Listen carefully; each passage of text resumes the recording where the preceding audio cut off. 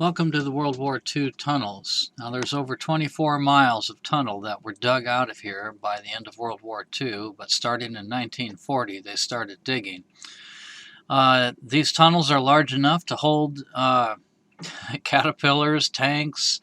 They were used for ammunition. They made hospital rooms. They made offices, storage of weapons. This is truly a Herculean task that was taken on. The Rock of Gibraltar is literally a honeycomb with tunnels and still has an active military presence in those tunnels today.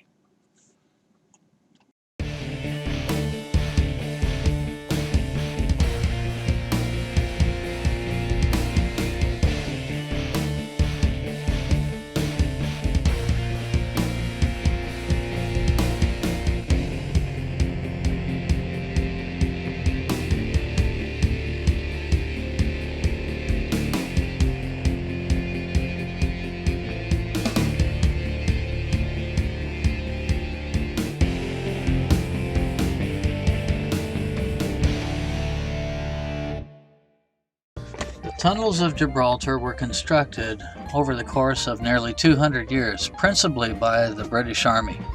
Within a land area of 2.6 square miles, Gibraltar has around 34 miles of tunnels, nearly twice the length of the entire road network.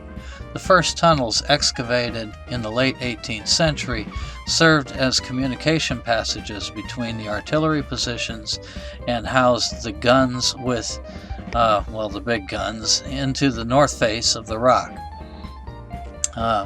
Most of the tunnels were constructed in the 19th century and allowed easier access to remote areas of Gibraltar and accommodate stores and reservoirs for the delivery of drinking water to Gibraltar.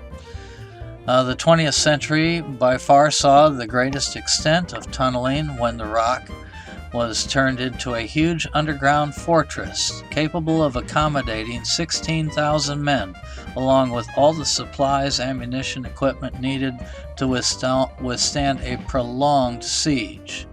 The tunneling finally ceased in 1968, when the British Army's last specialist tunneling unit was disbanded.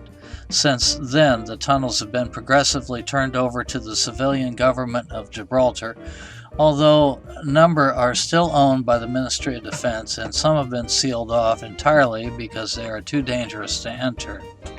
Now, we went to the World War II tunnels first, and then we went to the older tunnels that were dug 200 years ago. I think that was in 1704 is when the British first captured Gibraltar, and they started building all of these strongholds. This is Lydell's Union. From here you can go all the way to downtown Gibraltar and never get exposed to enemy fire. Yeah, I would guess down this way here.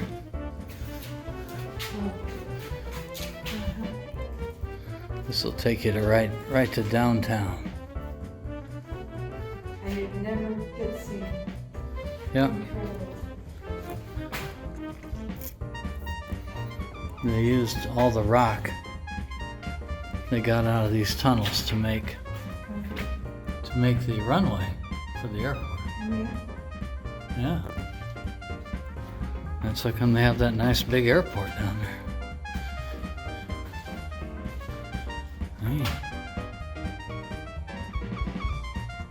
Some of this just don't look safe anymore.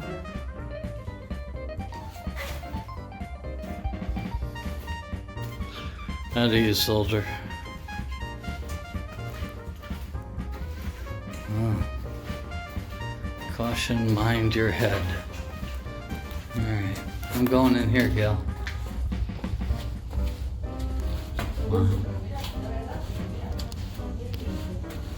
Wow. Really?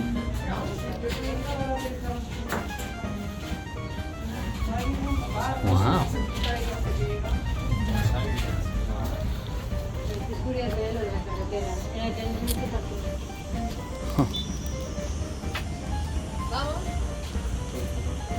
Now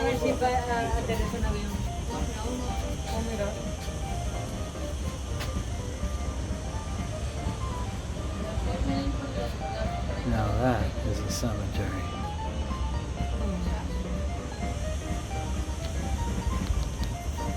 My gosh. Beautiful view of the Mediterranean. Okay, that cemetery is called the Garrison Cemetery. It was established in 1756 on the neutral ground with the border of Spain. It's divided into 6 groups, 6 sections: Church of England, the Presbyterians, the Wesleyans, and the Catholic churches, and there's a Jewish section called Windmill Hill.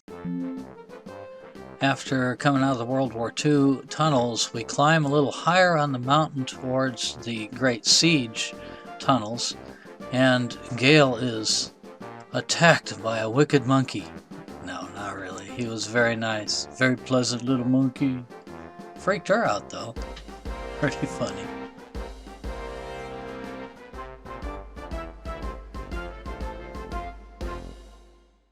The Great Siege of Gibraltar was an unsuccessful attempt by Spain and France to capture Gibraltar from the British during the War of the American Revolution. So see how that works out. Okay, Spain and France thought they could gang up on Britain while the Americans were kicking their ass in the soon-to-be United States. So anyway, the American War ended with the British defeat in Yorktown in 1781, but the Bourbon defeat in their great final assault on Gibraltar would not come until 1782. The siege was suspended in February of 1783 at the beginning of the peace talks with Britain. Now, the siege lasted 3 years, 7 months, and 12 days. It's the longest siege endured by British forces.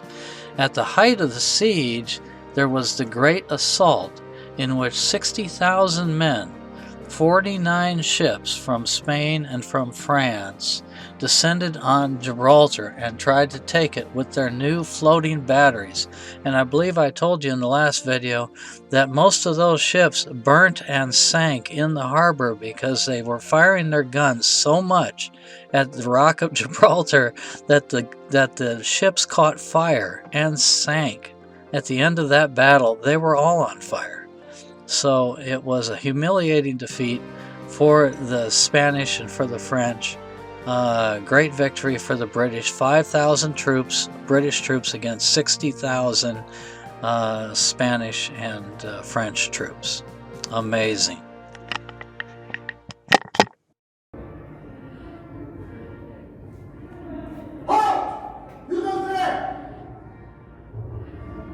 They must be talking to you. They're not talking to me. I belong here.